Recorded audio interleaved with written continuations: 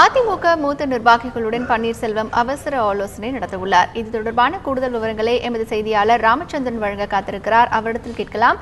ராமச்சந்திரன், சொல்லுங்க, அவசர ஆலோசனை கூட்டம் எப்போது நடைபெறுகிறது? இதில் ஆலோசிக்கப்பட இருக்கிற முக்கிய விஷயங்கள் குறித்து சொல்லுங்க ராமச்சந்திரன்.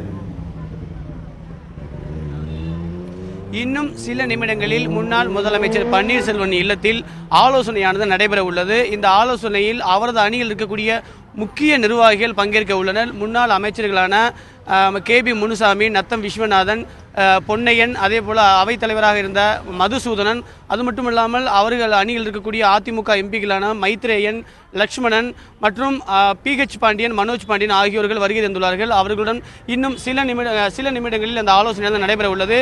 இந்த ஆலோசனையில் பிரதானமாக நாளை தனி பெரும்பான்மையை நிரூபிக்க வேண்டும் என்று புதிய முதலமைச்சர் எடப்பாடி பழனிசாமிக்கு தமிழக பொறுப்பு ஆளுநர் வித்யாசாகர் ராவ் உத்தரவை பிறப்பித்துள்ளார்.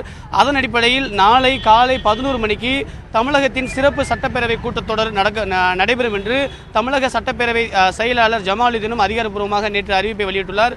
ஆகையால் இந்த சட்டப்பேரவை கூட்டம் மிகுந்த எதிர்பார்ப்பை ஏற்படுத்தியுள்ளது.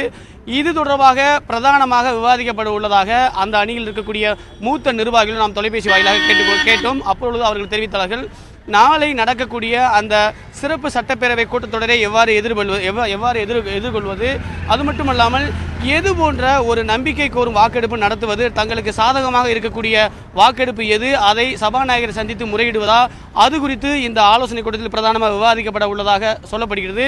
குறிப்பாக குரல் வாக்கெடுப்பு எடுத்தால் அது தங்களுக்கு எதிராக அமையும் என்றும் ரகசிய வாக்கெடுப்பு மட்டுமே நடத்தப்பட வேண்டும் என்பது முன்னாள் முதலமைச்சர் பன்னீர்செல்வத்தோட நிலைப்பாடாக உள்ளது. அது தொடர்பாக நாளை நடக்கக்கூடிய அந்த சிறப்பு சட்டப்பேரவை கூட்டத்தொடரில் சபாநாயகரை சந்தித்து முறையிட உள்ளதாக சொல்லப்படுகிறது.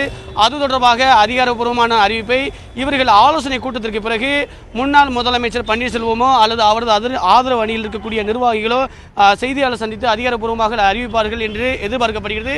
அது மட்டுமல்லாமல் குரல் வாக்கெடுப்பில் எடுத்தால் தங்களுக்கு எதிராக இருக்கும் என்றும் அதற்கு ரகசிய வாக்கெடுப்பு மட்டும்தான் ஒரே தீர்வு, அதற்கு எதிரணியில் இருக்கக்கூடிய திமுக, காங்கிரஸ் போன்ற ஆதரவை கேட்கலாமா அல்லது கூடாதா என்ற நிலைப்பாடும் எடுக்கலாம் என்றும் எதிர்பார்க்கப்படுகிறது.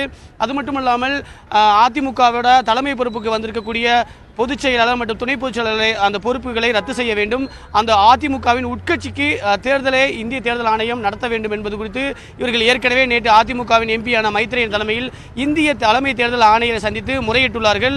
அவர்களும் தற்பொழுது கால அவகாசம் வேண்டும் என்றும் இந்திய தேர்தல் ஆணையத்தில் கேட்டுக்கொள்ளப்பட்டுள்ளது. ஆகையால் அது தொடர்பாக விவாதிக்கப்பட உள்ளது. மேலும் புதிய அமைச்சரவை முதலமைச்சர் எடப்பாடி பழனிசாமி தலைமையில் தமிழகத்தில் பொறுப்பேற்றுக் கொண்டுள்ளது. இதன் காரணமாக இவரது அணியில் உள்ளவர்களுக்கு பாதுகாப்பு குறைவாக உள்ளது. அந்த பாதுகாப்பை எவ்வாறு கேட்டு பெறுவது, எவ்வாறு பலப்படுத்துவது என்பது குறித்தும் விவாதிக்கப்பட உள்ளதாக சொல்லப்படுகிறது. அது மட்டுமல்லாமல் தமிழகம் முழுவதும் நீதி கேட்டு வாக்காளர்களை சந்திக்கும் பேரணி நடத்தப்பட உள்ளதாக நேற்று அதிகாரப்பூர்வமாக முன்னாள் முதலமைச்சர் பன்னீர்செல்வம் அவர்கள் முன்னாள் முதலமைச்சர் ஜெயலலிதாவின் நினைவிடத்தில் அதிகாரப்பூர்வமாக அறிவித்தார். ஆகையால் அது குறித்தும் விரிவாக விவாதிக்கப்பட உள்ளதாக சொல்லப்படுகிறது. எந்த தேதியிலிருந்து எந்த தேதி வரை நடத்துவது, யார் தலைமை பங்கேற்பது, எதுபோன்று பொதுமக்களையும் அதிமுக நிர்வாகிகளையும் தொண்டர்களை சந்திப்பது என்பது குறித்து இந்த ஆலோசனை கூட்டத்தில் விவாதிக்கப்பட உள்ளதாக தெரிய வருகிறது. அதன் பிறகு ஆலோசனை கூட்டத்திற்கு பிறகு அதிகாரப்பூர்வமாக வெளியிடப்படலாம் என்றும் எதிர்பார்க்கப்படுகிறது. ஹேமா, ராமச்சந்திரன், நேற்று அவருடைய இல்லத்தின் அருகே ஏற்பட்ட கைகலப்பை தொடர்ந்து அங்கு பாதுகாப்பு ஏற்பாடுகள் எல்லாம் அதிகரிக்கப்பட்டிருக்கிறதா? நேற்று மாலை 4 மணி அளவில் முன்னாள் முதலமைச்சர் பன்னீர்செல்வம் அவரது ஆதரவாளருக்கும் அதே போல தமிழக சட்டத்துறை அமைச்சராக இருக்கக்கூடிய CV சண்முகத்தின் ஆதரவாளருக்கும் வாக்குவாதம் ஏற்பட்டு கைகலப்பாக மாறியது.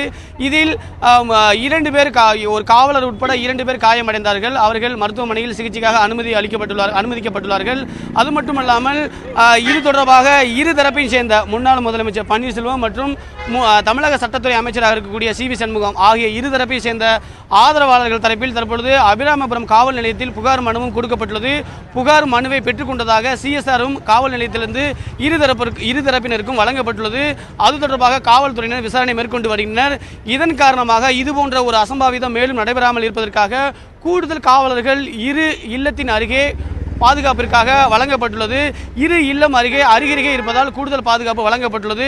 குறிப்பாக அந்த பிரதான சாலையின் நுழைவாயில் இரும்பு தடுப்புகள் அமைக்கப்பட்டு மயிலாப்பூர் உதவி ஆணையர் தலைமையில் 50க்கும் மேற்பட்ட காவலர்கள் பாதுகாப்பு பணியில் அமர்த்தப்பட்டுள்ளார்கள். இல்லம் அமைந்துள்ள முன்னாள் முதலமைச்சர் பன்னீர்செல்வமும் அதன் எதிரே இருக்கக்கூடிய தமிழக சட்டத்துறை அமைச்சர் CV சண்முகத்தின் இல்லத்திற்கும் கூடுதல் பாதுகாப்பு வழங்கப்பட்டுள்ளது. அந்த வாயிலின் நுழைவாயில் அடைக்கப்பட்டுள்ளது. அங்கு தலா 100 காவலர்கள் பாதுகாப்பு பணியில் அமர்த்தப்பட்டுள்ளார்கள். மேலும் உள்ளே செல்லவர்களும் கடுமையான பாதுகாப்பிற்கு பிறகே உள்ளே அனுமதிக்கின்றனர். ஹேமா.